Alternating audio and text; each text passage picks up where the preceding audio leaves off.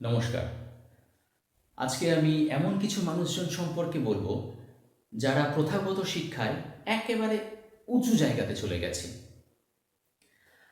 কিছুদিন আগে একটা পরীক্ষা নিতে গেছিলাম এক্সটার্নাল হয়ে।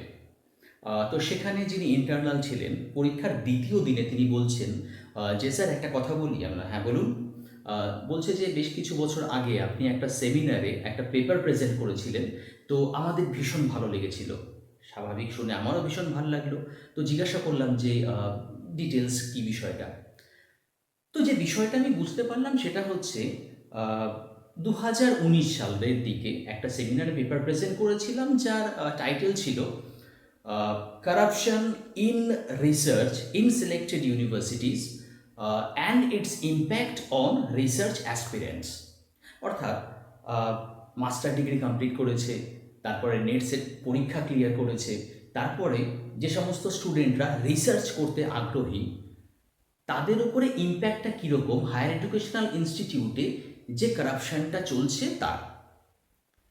তো ইন্টারেস্টিং ফ্যাক্ট আমি সেই পেপারে পেয়েছিলাম যে কারাপশন ছিল, এবং কারাপশনের জন্য বেশ কিছু রিসার্চ অ্যাসপিরেন্টস ছিল, যারা রিসার্চের জন্য অ্যাডমিশন নিতে পারছিল না।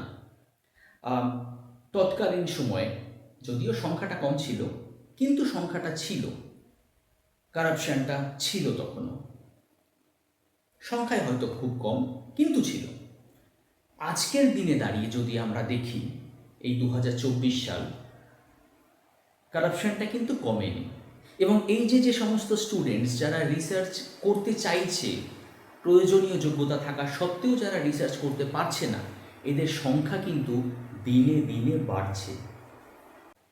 এই কারাপশন, একে যদি আমরা আটকাতে না পারি, তাহলে কিন্তু এই যে প্রজন্মের ছাত্রছাত্রী আছে, যারা ভীষণ ভালো পড়াশোনায়, ভীষণ ইন্টেলিজেন্ট, যাদের ব্রেন খুব শার্প, অনেক পড়াশোনা করে এবং তাদের বিভিন্ন রকমের চিন্তাভাবনা আছে, যদি এই কারাপশনগুলোকে আমরা আটকাতে না পারি, তাহলে এত ভালো ভালো ছাত্রছাত্রীর যে স্বপ্ন, যে ভাবনা চিন্তা, সেগুলো কিন্তু নষ্ট হয়ে যাবে।